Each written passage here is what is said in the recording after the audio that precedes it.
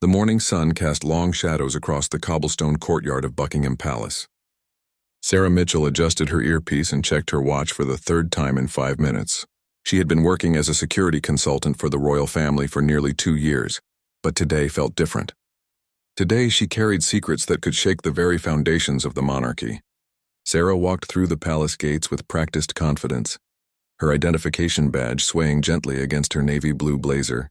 The guards nodded respectfully as she passed, recognizing her familiar face. None of them suspected that hidden beneath her professional exterior was a woman torn between loyalty and justice. 6 months earlier, Sarah had stumbled upon documents that revealed a conspiracy within the palace walls.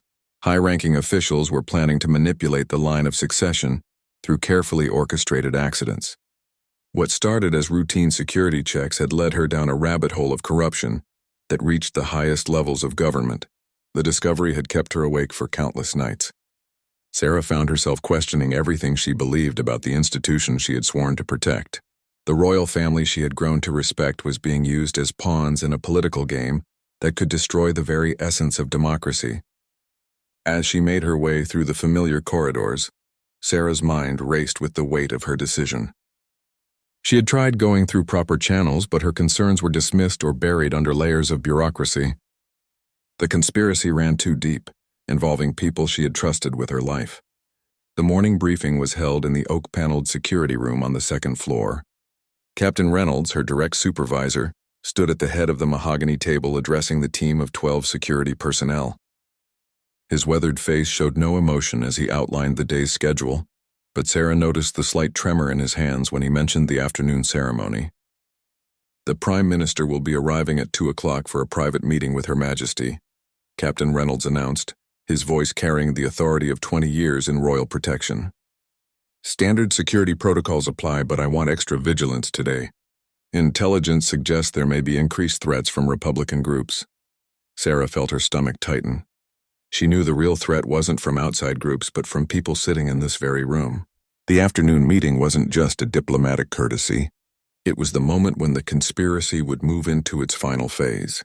After the briefing, Sarah retreated to her small office overlooking the palace gardens. The room was spartanly decorated with only essential furniture and a single photograph of her late father, who had served in the military for 30 years. He had taught her that sometimes doing the right thing meant making impossible choices. She opened her laptop and reviewed the encrypted files she had copied weeks ago. Bank transfers, coded communications, and meeting schedules painted a clear picture of the plot. The evidence was undeniable, but presenting it through normal channels would only alert the conspirators and give them time to destroy evidence or eliminate witnesses. Sarah's phone buzzed with a text message from her contact at MI5. Agent Thompson had been her ally in gathering evidence, working quietly behind the scenes to verify her findings. His message was brief but alarming. "They know you have the files. Meeting compromised. Trust no one inside." The weight of isolation settled heavily on Sarah's shoulders. She had hoped to work within the system, to expose the conspiracy without causing a national crisis. But time was running out and desperate situations called for desperate measures. At noon, Sarah made her way to the armory where duty weapons were stored. As a senior security officer, she had legitimate access to firearms for protective details. The duty sergeant handed her a standard-issue Glock 19, along with 2 magazines of ammunition. The metal felt cold and heavy in her hands as she signed the requisition form. "Expecting trouble today, Mitchell?"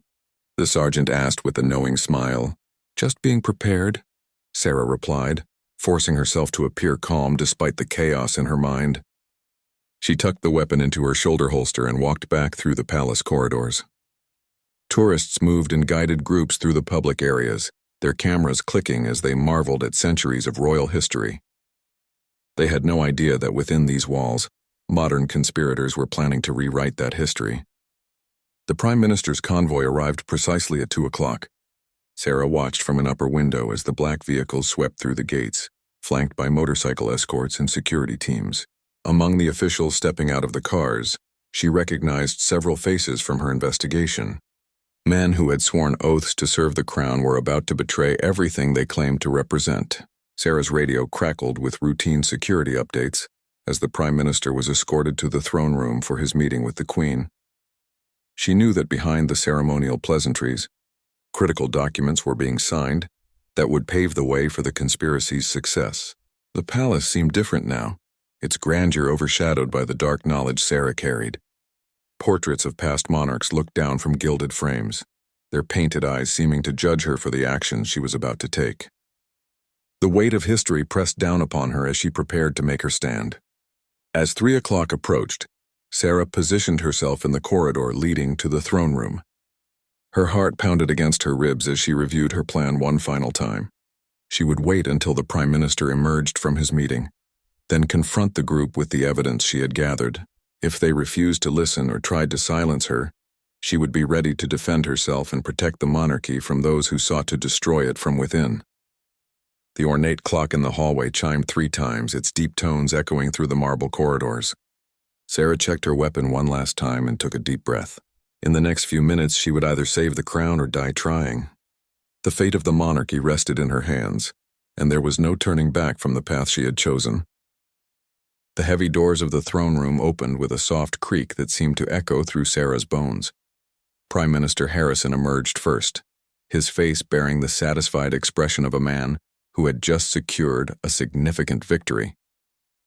Behind him walked 3 senior advisors, their briefcases undoubtedly containing the signed documents that would set the conspiracy in motion. Sarah stepped forward from her position beside a marble pillar, her hand resting casually on her jacket where her weapon lay concealed. The group was deep in quiet conversation, speaking in the hushed tones reserved for state secrets. She caught fragments of their discussion, words like transition, accident, and timeline that confirmed her worst fears. "Prime Minister Harrison," Sarah called out, her voice steady despite the adrenaline coursing through her veins. The group stopped abruptly, turning to face her with expressions ranging from mild annoyance to genuine surprise. Prime Minister Harrison forced a diplomatic smile, though his eyes showed clear irritation at being interrupted during such a sensitive moment. "Ms. Mitchell, isn't it?" Harrison said, his tone politely dismissive. "I'm afraid we're in quite a hurry. Perhaps you could schedule an appointment through proper channels if you need to discuss something." Sarah moved closer, noting how the advisors instinctively shifted their positions to form a protective semicircle around the Prime Minister. These weren't just political advisors, they were trained operatives, and their body language suggested they recognized her as a potential threat. "I'm afraid this can't wait for proper channels," Sarah replied, her hand slowly moving toward her weapon. "I know about Operation Crownfall. I know about the bank accounts in Switzerland and the planned accidents. I know everything." The change in the group's demeanor was immediate and dramatic. The polite masks slipped away, replaced by cold calculation and barely contained hostility. Prime Minister Harrison's face hardened while his lead advisor, a thin man named Whitfield, took a small step forward. "I think there's been some misunderstanding," Harrison said, his voice now carrying an undercurrent of menace. "Perhaps we should discuss this privately in my office." Sarah shook her head, fully aware that following them anywhere would likely result in her disappearance. She had seen enough evidence to know these men were capable of eliminating obstacles without hesitation. Her only chance was to maintain her position in the public corridors where other palace staff might witness what happened next. "The discussion ends here," Sarah declared, pulling her weapon and pointing it directly at Harrison. "You're going to hand over those documents and submit to arrest for treason against the crown." The corridor seemed to freeze in time. A cleaning lady at the far end dropped her mop bucket, the metal clanging against marble tiles. 2 guards rounding the corner stopped dead in their tracks, their hands instinctively moving toward their own weapons as they processed the unprecedented scene before them. "Put down your weapon, Mitchell," commanded Sergeant Brooks, one of the guards who had just arrived. "You're pointing a gun at the Prime Minister of Great Britain." Sarah kept her eyes locked on Harrison while addressing the guards. "These men are traitors. They're planning to assassinate members of the royal family to alter the line of succession. I have evidence of their conspiracy." Harrison raised his hands in a gesture of apparent calm, but Sarah noticed the subtle hand signal he gave to his advisors. They were positioning themselves for a coordinated response, likely hoping to overwhelm her before she could react. "Ms. Mitchell has clearly suffered some kind of breakdown," Harrison said in his most authoritative voice. "She's been under tremendous stress lately, and I fear the pressure has affected her judgment. Please, for everyone's safety, disarm her immediately. More security personnel were arriving now, drawn by the commotion and radio calls from the first responders. Sarah counted at least 8 armed guards in the corridor, with more footsteps echoing from adjoining hallways. The situation was spiraling, beyond her control, but she couldn't back down now. "Stay back!" Sarah shouted to the approaching guards. "Check their briefcases. Look at the documents they just had the Queen sign. Everything you need to know is right there." Captain Reynolds appeared at the end of the corridor, his face a mask of professional concern mixed with personal disappointment. Sarah realized with growing horror that he might be part of the conspiracy. His presence here so quickly after the confrontation began suggested he had been monitoring the situation. "Sarah, lower your weapon," Reynolds said in the calm tone he had used during their training sessions. "Whatever you think you know, this isn't the way to handle it. We can sort this out through proper procedures." "There are no proper procedures when the system itself is corrupted," Sarah replied, her voice beginning to show the strain of the standoff. "How many of you are part of this? How deep does this conspiracy go?" The tension in the corridor was becoming unbearable. Palace staff had been evacuated from the area, leaving only security personnel and the conspirators. Sarah could hear radio chatter as more backup units were called in, and she knew that her window of opportunity was closing rapidly. Prime Minister Harrison took a calculated risk, stepping slightly forward despite the weapon pointed at his chest. "Ms. Mitchell, I understand you believe you're protecting the monarchy, but you're actually threatening its stability. Put down the gun, and we can discuss your concerns rationally." "The only threat to the monarchy is standing right in front of me," Sarah shot back. "You've manipulated the Queen into signing documents that will lead to the deaths of her own family members. You're planning to make it look like accidents, so you can install a puppet monarch who will serve your political interests." One of Harrison's advisors made a subtle movement, reaching slowly into his jacket. Sarah's training kicked in as she recognized the motion of someone drawing a concealed weapon. Without hesitation, she swung her pistol toward the advisor while shouting a warning. "Gun! He's got a gun!" The corridor erupted into chaos as multiple security officers drew their weapons, unsure who the real threat was in the rapidly evolving situation. Sarah found herself at the center of a deadly standoff, with guns pointed at her from multiple directions while she tried to maintain coverage of the conspirators. Through the confusion, she heard the unmistakable sound of running boots as additional security teams converged on their location. The palace's emergency protocols had been activated, and within minutes, the entire building would be in lockdown. Sarah realized that she had crossed a line from which there could be no return. In that moment of chaos and uncertainty, with weapons drawn and tensions at the breaking point, Sarah understood that her desperate gamble to expose the truth had transformed her from protector to perceived threat. The very institution she was trying to save now saw her as its greatest enemy, and she would have to fight not only the conspirators, but also the loyal guards who were just trying to do their jobs. The palace alarm system pierced the air with its shrill warning, a sound that hadn't been heard within these walls for over a decade. Red emergency lights began flashing in the corridors as the automated lockdown procedures engaged, sealing doors and restricting movement throughout the building. Sarah found herself trapped in a deadly game of chess where every move could be her last. Commander James Wesley, head of Royal Protection, arrived with a team of elite armed response officers. His weathered face showed the strain of a man responsible for maintaining security in an impossible situation. Behind his tactical glasses, his eyes quickly assessed the standoff, calculating risks and potential outcomes. "This is Commander Wesley," he announced in a voice that carried absolute authority. "Everyone lower your weapons immediately. We will resolve this situation without bloodshed." Sarah kept her pistol trained on Prime Minister Harrison, while scanning the faces of the security personnel surrounding her. She could see uncertainty in their eyes. These were good people caught between conflicting loyalties and unclear threats. They had trained for external attacks, not for situations where the enemy might be wearing a government badge. "Commander, I have evidence of a conspiracy against the royal family," Sarah called out, her voice echoing off the marble walls. "These men have manipulated the Queen into signing documents that will facilitate murders disguised as accidents." Harrison stepped forward slightly, his hands still raised but his posture confident. Commander Wesley, Ms. Mitchell has clearly suffered a psychological break. She's been exhibiting paranoid behavior for weeks, and I'm afraid the stress of her position has finally overwhelmed her.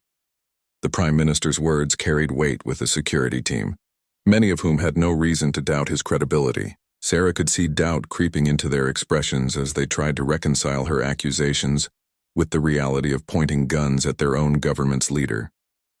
Commander Wesley activated his radio, speaking in coded phrases that Sarah recognized as instructions to establish a perimeter and prepare for multiple contingencies. The palace was being transformed into a fortress, with every entrance sealed and every corridor monitored. Ms. Mitchell, Wesley said, his tone carefully neutral. I need you to explain exactly what evidence you have. Help me understand why you believe the Prime Minister poses a threat to the royal family.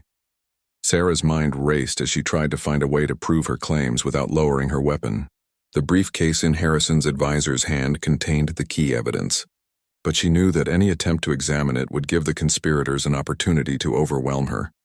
The briefcase, Sarah said, nodding toward Harrison's lead advisor. The documents inside prove everything. Bank transfers, communication records, timeline schedules. It's all there. Harrison exchanged a quick glance with his advisor, a look that Sarah interpreted as a signal. She watched in growing alarm as the advisor slowly moved his hand toward the briefcase's locks, ostensibly to open it for inspection. Wait, Sarah shouted, recognizing the movement as potentially threatening. Don't let him destroy the evidence. The advisor froze, his hand halfway to the briefcase while tension in the corridor reached a breaking point. Every person present was operating on adrenaline and incomplete information, creating a powder keg that could explode with the slightest provocation. Commander Wesley made a decision that would define how the situation unfolded. Sergeant Martinez, secure that briefcase without opening it. We'll examine the contents under controlled conditions. As Sergeant Martinez moved toward the advisor, Sarah noticed Harrison make another subtle gesture to his team. The conspirators were communicating through hand signals, coordinating what she feared would be a synchronized attempt to eliminate her and seize control of the situation. They're planning something, Sarah warned, her weapon swinging between Harrison and his advisors. Watch their hands. They're using military signals. Commander Wesley's experienced eyes caught the subtle communications between Harrison's team, and his expression shifted from professional calm to genuine concern. Years of combat experience had taught him to recognize the signs of coordinated action, and he began to suspect that Sarah's warnings might have merit. The sound of running boots echoed from multiple directions as additional security teams arrived at the perimeter that Wesley had established.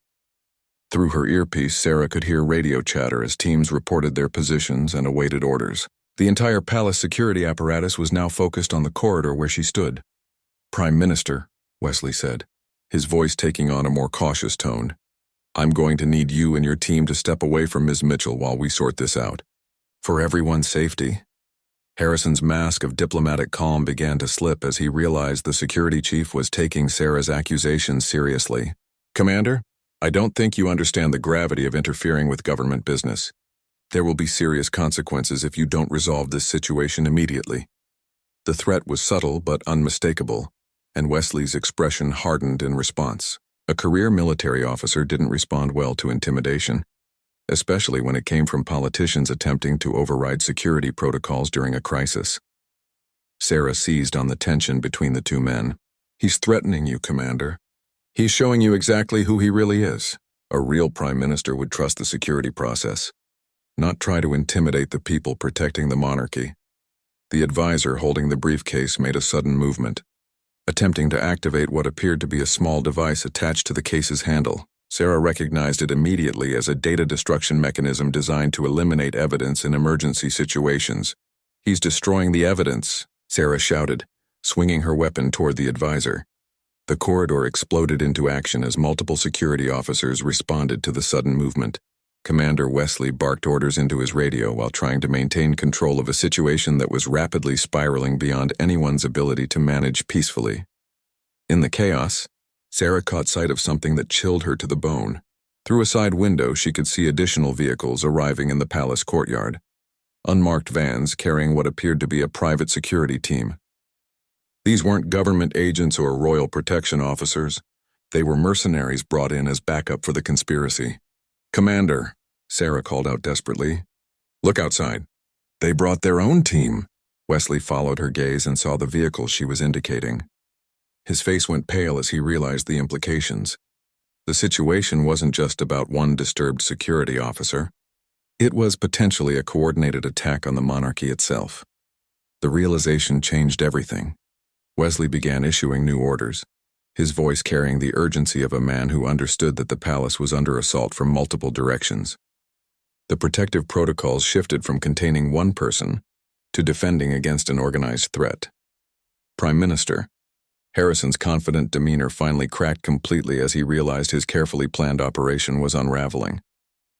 The political cover story was falling apart, and the security forces were beginning to see him as a potential enemy rather than a victim of Sarah's alleged breakdown. As the palace security apparatus pivoted to address the larger threat, Sarah found herself no longer isolated in her fight against the conspiracy. But with private mercenaries approaching the building and conspirators still inside the palace walls, the real battle was just beginning. The palace communications center erupted into controlled chaos as Commander Wesley coordinated multiple response teams. Banks of monitors displayed feeds from security cameras throughout the building, revealing the scope of the threat they now faced. The unmarked vehicles in the courtyard had disgorged teams of heavily armed mercenaries who were moving with military precision toward predetermined entry points. Sarah watched through the corridor windows as these operatives deployed with the efficiency of a special forces unit. They wore no identifying insignia, but their equipment and tactics suggested professional military backgrounds. These weren't common criminals or political extremists. They were soldiers for hire, and their presence confirmed that the conspiracy reached far beyond a simple political plot. "How many teams are we tracking?" Wesley demanded into his radio, his voice cutting through the cacophony of overlapping communications. 6 vehicles, approximately 30 operatives, came the response from the control room. "They're moving to secure all primary access points. This looks like a coordinated takeover attempt." Prime Minister Harrison's facade had completely dissolved, replaced by the cold calculation of a man whose carefully laid plans were falling apart. He turned to his advisors with barely concealed fury, speaking in sharp whispers that Sarah strained to overhear.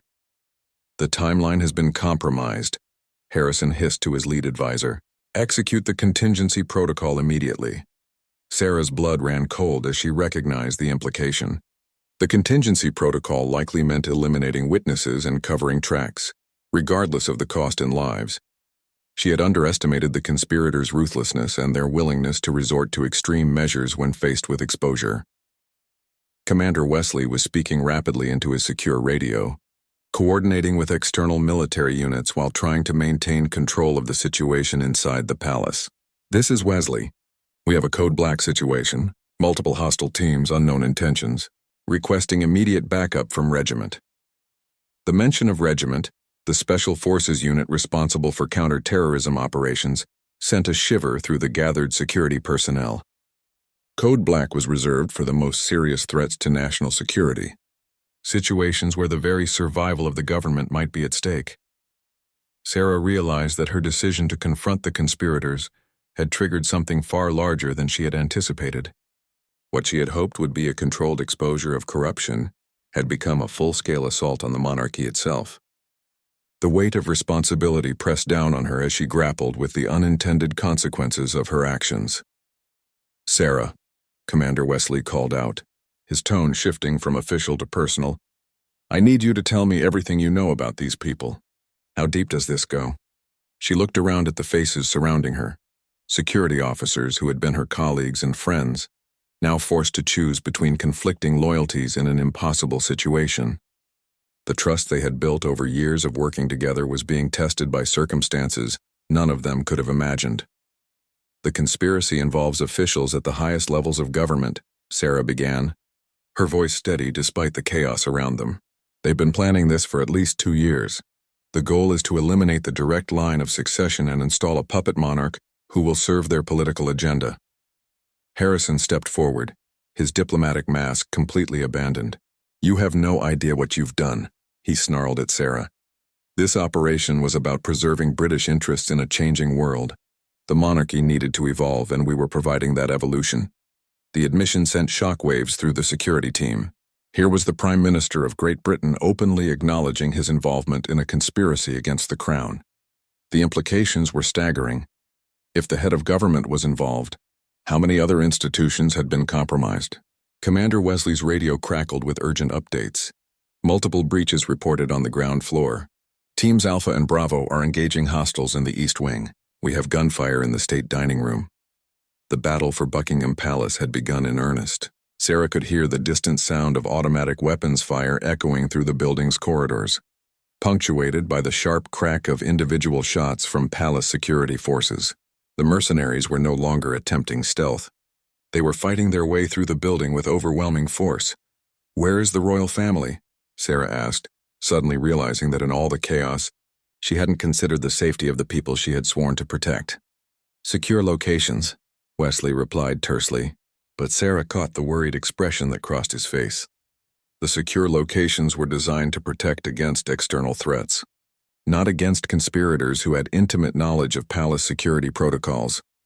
Harrison's advisor managed to activate the data destruction device on his briefcase, sending up a small puff of smoke as the electronic circuits fried. Critical evidence was being destroyed even as the battle raged around them, and Sarah realized that proving the conspiracy would become much more difficult if they survived the immediate crisis. "The evidence is gone," the advisor announced with satisfaction, "and backup protocols are already in motion. Even if you stop us here, the operation will continue." The chilling words confirmed Sarah's worst fears. This wasn't just about the people in this corridor. It was part of a larger plan with multiple contingencies and fallback positions. The conspiracy had been designed to survive exposure, with built-in redundancies that ensured its success regardless of individual setbacks. Commander Wesley made a tactical decision that would define the remainder of the crisis. All units converge on the throne room and adjacent corridors. We're establishing a defensive perimeter around the state apartments. The plan was clear. Rather than trying to fight the mercenaries throughout the entire palace, they would consolidate their forces to protect the most critical areas. It was a sound tactical decision, but it also meant abandoning large sections of the building to the attackers. As security teams began falling back to their assigned positions, Sarah found herself at the center of a strategic withdrawal. The corridor that had been the site of her confrontation with the Prime Minister was now becoming a battlefield, with her colleagues preparing to fight and possibly die to protect the monarchy. The sound of approaching gunfire grew louder, indicating that the mercenaries were advancing through the palace with brutal efficiency. These weren't amateurs. They were cutting through palace defenses with the skill of professionals who had studied the building's layout and security procedures in advance. Harrison smiled coldly as he listened to the approaching battle. "You cannot stop what has already been set in motion," he told Wesley. "The crown will fall today one way or another." Sarah raised her weapon again, pointing it directly at Harrison's chest. "Not while I'm still breathing," she declared, her voice carrying a determination that surprised even her. The final confrontation was beginning, with the fate of the British monarchy hanging in the balance. Outside the corridor windows, Sarah could see smoke rising from other parts of the palace as the battle intensified. Whatever happened in the next few minutes would determine not just her own survival, but the future of an institution that had endured for over 1,000 years. The thunder of helicopter rotors filled the air above Buckingham Palace as military reinforcements arrived on the scene. Through the tall windows, Sarah could see the distinctive silhouettes of military aircraft taking defensive positions around the building. The government's response was swift and overwhelming, transforming the heart of London into a war zone. Commander Wesley received a stream of updates through his earpiece, his face growing increasingly grim with each report. "Regiment has established a perimeter around the palace grounds," he announced to his team. "No one gets in or out without authorization." The sound of gunfire had grown closer, echoing through the marble corridors as the mercenary teams fought their way deeper into the building. Sarah could hear the distinctive difference between the weapons. The rapid-fire bursts of assault rifles from the attackers contrasted sharply with the measured responses of palace security using their standard-issue pistols and submachine guns. "Prime Minister." Harrison's confident demeanor began to crack as he realized the scale of the military response. His carefully planned operation had depended on speed and surprise, But the arrival of regiment meant that the palace was now defended by some of Britain's most elite soldiers. "Your mercenaries are good," Commander Wesley said to Harrison, "but they're about to face the best soldiers in the world. How many lives are you willing to sacrifice for your conspiracy?" Harrison's lead advisor whispered urgently in his ear, clearly communicating bad news from their operatives elsewhere in the building. The conspiracy's military advantage was evaporating as professional soldiers engaged the hired mercenaries in running battles throughout the palace. Sarah maintained her defensive position, her weapon still trained on the conspirators while her mind raced to process the implications of what was happening. The battle raging around them was about more than just stopping a conspiracy. It was about preserving the very foundation of British democracy. "How many people are part of this?" she demanded, her voice cutting through the chaos. "How deep does the corruption go?" Harrison laughed bitterly, his political career clearly over regardless of how the crisis resolved. "You think this is just about Britain? You have no idea how many governments have been compromised, how many institutions are already under our control." The admission sent chills through the security team. If Harrison was telling the truth, the conspiracy extended far beyond the borders of the United Kingdom, suggesting an international network with resources and influence that dwarfed anything they had imagined. Commander Wesley's radio crackled with an urgent update. "Control to Wesley. We have positive identification on several mercenary team leaders. These are former Special Forces operatives from multiple countries. We're dealing with an international military contractor, not a domestic threat." The revelation changed the entire context of the battle. This wasn't a political coup attempt by British conspirators. It was an operation by foreign interests using hired soldiers to destabilize the British government. The implications for national security were staggering. Sarah noticed movement through the side windows. Additional vehicles were arriving in the palace courtyard, but these bore the insignia of legitimate military units. Regiment soldiers were deploying with textbook precision, establishing fire teams and clearing buildings with the methodical efficiency that had made them legendary. "Your backup isn't coming," Wesley informed Harrison as he watched the military deployment through his binoculars. "Every access route to the palace is now sealed by professional soldiers. Your mercenaries are trapped inside with nowhere to retreat." The sound of gunfire was becoming more sporadic, suggesting that the tide of battle was turning in favor of the defenders. Sarah could hear the crisp commands of military officers coordinating their assault on the remaining mercenary positions, their voices carrying the confidence of soldiers who were regaining control of the situation. Harrison's advisor attempted to activate a concealed communication device, likely trying to coordinate with operatives outside the palace. Commander Wesley immediately signaled to his team, and 2 security officers moved to restrain the man before he could complete his transmission. "All communications from this group are to be monitored and recorded," Wesley ordered. "We need to understand the full scope of this operation before it's too late to counter other elements." Sarah realized that her decision to confront the conspirators had inadvertently triggered a much larger investigation. The evidence she had gathered was just the tip of an iceberg that extended deep into international intelligence networks and foreign influence operations. The palace's internal communication system crackled to life with an announcement from the control room. "All personnel, this is a security update. The primary threat has been contained, but we remain at Code Black status until further notice. Continue with defensive protocols." Through her earpiece, Sarah could hear the voices of regiment soldiers as they methodically cleared the palace room by room. Their calm professionalism was a stark contrast to the chaos that had engulfed the building just minutes earlier. These were soldiers who had fought in the world's most dangerous conflicts, and a few dozen mercenaries posed no significant challenge to their skills. Harrison seemed to deflate as the reality of his situation became clear. The conspiracy that he had spent years planning was collapsing around him, and his dreams of reshaping the British government were turning into a nightmare of criminal charges and international humiliation. "The Queen," Sarah said suddenly, realizing that in all the chaos, the safety of the royal family remained paramount. "We need confirmation that all family members are secure." Wesley nodded and spoke into his radio. "Control, this is Wesley. Request status update on all protected persons." The response came back within seconds. "All family members are secure in designated safe rooms. No injuries reported among protected persons or palace staff." Relief flooded through Sarah as she realized that despite the violence and chaos, the people she had sworn to protect were safe. Her desperate gamble to expose the conspiracy had succeeded in its primary objective. The royal family had survived the attempt on their lives. The sound of approaching boots echoed through the corridor as a regiment squad advanced toward their position. Sarah could hear the team leader calling out standard military challenges, identifying friend from foe as they secured each section of the building. Armed personnel, identify yourselves, came the crisp command from the approaching soldiers. Commander Wesley stepped forward, his hands visible and his voice carrying absolute authority. Palace Security, Commander Wesley.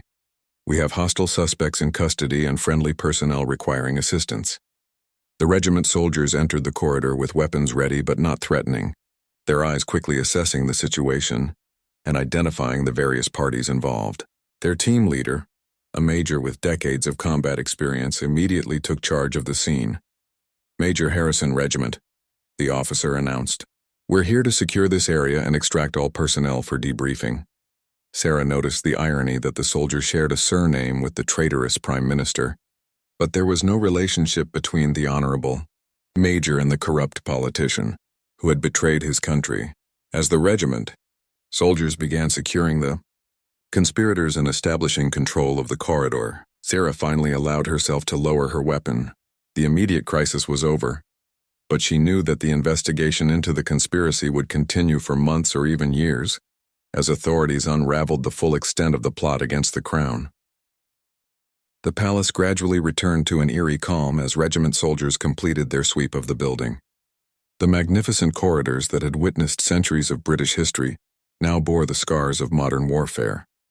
Bullet holes in ancient walls, broken glass from shattered windows, and the acrid smell of gunpowder hanging in the air like an unwelcome ghost. Sarah found herself in the palace's secure briefing room, surrounded by investigators from MI5, military intelligence, and senior police officials.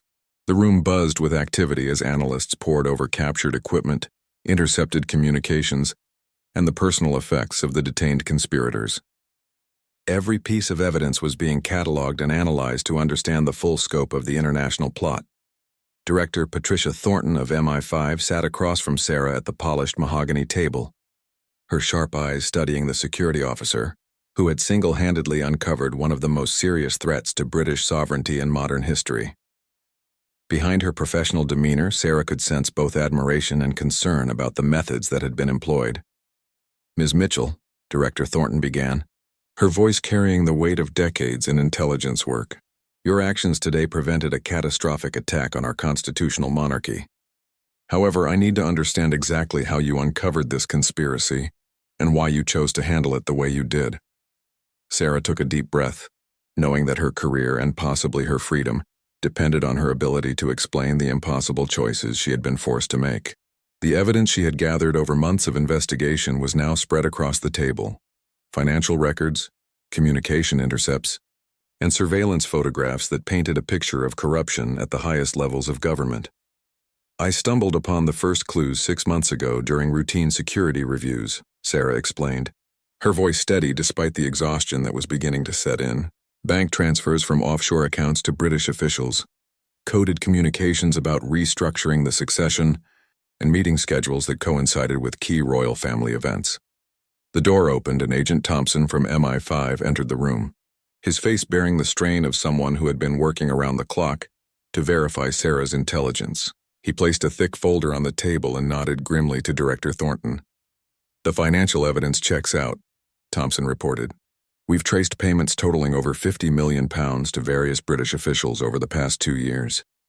The money originated from a consortium of international corporations with interests in destabilizing European governments. Director Thornton opened the folder and scanned the documents, her expression growing darker with each page. This goes far beyond what we initially suspected. We're looking at a coordinated campaign to undermine multiple European monarchies and democratic institutions. Sarah watched as the investigators continued their work, feeling a mixture of vindication and horror at the scope of what they were uncovering. Her decision to confront the conspirators had been based on incomplete information, but it was becoming clear that the threat had been even greater than she had imagined. Commander Wesley entered the briefing room, still wearing his tactical gear and bearing the marks of the battle that had raged through the palace. His presence reminded everyone of the violence that had been necessary to stop the conspiracy from achieving its goals. Final casualty report, Wesley announced to the room. 3 mercenaries killed, 7 wounded and in custody. 2 palace security officers wounded, both expected to make full recoveries. The Prime Minister and his 3 advisors are in custody and being interrogated separately. The human cost of the conspiracy was becoming clear, and Sarah felt the weight of responsibility for the violence that had erupted. She had hoped to expose the plot without bloodshed, but the conspirators' willingness to use deadly force had made peaceful resolution impossible. Director Thornton turned her attention back to Sarah. The preliminary interrogations have revealed something deeply disturbing. The former Prime Minister claims this operation was just one of several simultaneous attacks planned against European allies. Intelligence agencies across the continent are now investigating similar plots. The international implications were staggering. What had begun as Sarah's investigation into suspicious financial activities had revealed a coordinated attack on Western democratic institutions by forces that remained largely hidden in the shadows. Agent Thompson activated a secure laptop and began displaying intelligence gathered from the captured mercenaries' equipment. We've identified the private military contractor responsible for today's assault. They're a front organization for a network of international interests that include foreign governments, multinational corporations, and criminal organizations. Sarah studied the information being presented. Recognizing some of the names and organizations from her own investigation, the conspiracy was like a massive spiderweb, with connections stretching across continents and involving players she had never suspected. What happens now? Sarah asked, suddenly aware that her role in exposing the conspiracy would make her a target for any remaining elements of the network. Director Thornton exchanged glances with Commander Wesley before responding. You'll be placed in protective custody while we continue our investigation. Your safety is our top priority, given that you're now the most important witness to an international conspiracy. The reality of her situation began to sink in. Sarah had succeeded in protecting the royal family and exposing the plot, but her life would never be the same. She would be looking over her shoulder for years, knowing that powerful forces had been willing to kill to keep their secrets hidden.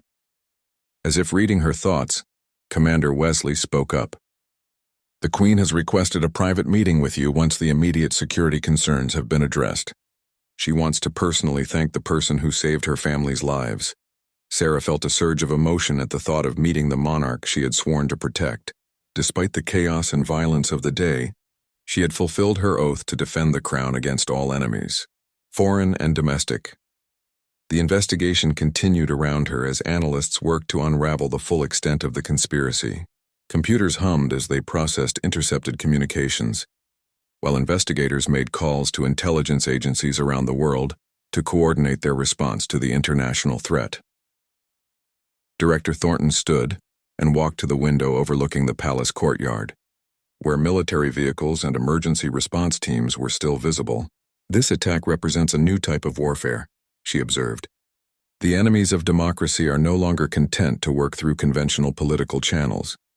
They're willing to use direct military action to achieve their goals. Sarah joined her at the window, looking out at the scene of controlled chaos below. The palace would be rebuilt and repaired, but the knowledge that such an attack could happen would forever change how they approached security for the royal family. 3 months after the attack on Buckingham Palace, Sarah Mitchell sat in a secure government facility overlooking the Thames, reviewing intelligence reports that continued to reveal the vast scope of the international conspiracy she had helped uncover. The investigation had expanded to include agencies from 12 countries, and new evidence was still being discovered on a weekly basis. Her temporary office was spartanly furnished but comfortable, with reinforced windows and state-of-the-art security systems that reminded her daily of the ongoing threat to her safety. The price of heroism, she had learned, was a lifetime of looking over her shoulder. Director Thornton entered carrying a fresh stack of classified documents, her expression mixing satisfaction with continued concern. The investigation had yielded remarkable results, but each answer seemed to generate new questions about the network they were fighting. The European Parliament voted unanimously to establish a joint task force for investigating foreign interference in democratic institutions, Thornton announced, setting the documents on Sarah's desk. Your actions have sparked the most significant counterintelligence cooperation in European history. Sarah nodded, pleased that something positive was emerging from the chaos. The attack on the palace had served as a wake-up call for democratic governments across the continent, forcing them to acknowledge vulnerabilities they had previously ignored. The former Prime Minister Harrison had been charged with high treason, along with conspiracy to commit murder and collaboration with foreign hostile actors. His trial was set to begin in 6 months, and Sarah would be the prosecution's star witness. The prospect of testifying filled her with both determination and dread. How many countries have confirmed similar infiltration? Sarah asked, scanning the latest intelligence summaries. 7 so far, with 3 more under investigation, Thornton replied grimly. France uncovered a plot against their president. Germany found evidence of manipulation in their last election. And Sweden discovered plans to assassinate their crown princess. The international scope of the conspiracy continued to astonish Sarah. What she had initially believed was a British political plot had turned out to be part of a coordinated assault on Western democracy itself. The financial resources and organizational capability required suggested state-level backing from hostile foreign powers. Agent Thompson knocked on the door and entered, carrying a secure tablet displaying real-time intelligence updates. His expression was unusually animated, suggesting significant developments in their ongoing investigation. We've had a breakthrough, he announced, activating the tablet's display screen. The financial analysis team traced the conspiracy's funding to its ultimate source. It's bigger than we thought. The screen displayed a complex web of financial transactions spanning multiple continents and dozens of shell companies. At the center of the web were several familiar names: multinational corporations and foreign governments that had been suspected of anti-Western activities for years. The total investment in destabilization operations exceeds $2 billion, Thompson continued. This wasn't just about Britain or even Europe. They were planning simultaneous attacks on democratic institutions in North America, Australia, and Japan. Sarah felt a chill as she comprehended the true magnitude of what they had prevented. Her decision to confront Harrison in the palace corridor had inadvertently disrupted a global campaign that could have reshaped the entire international order.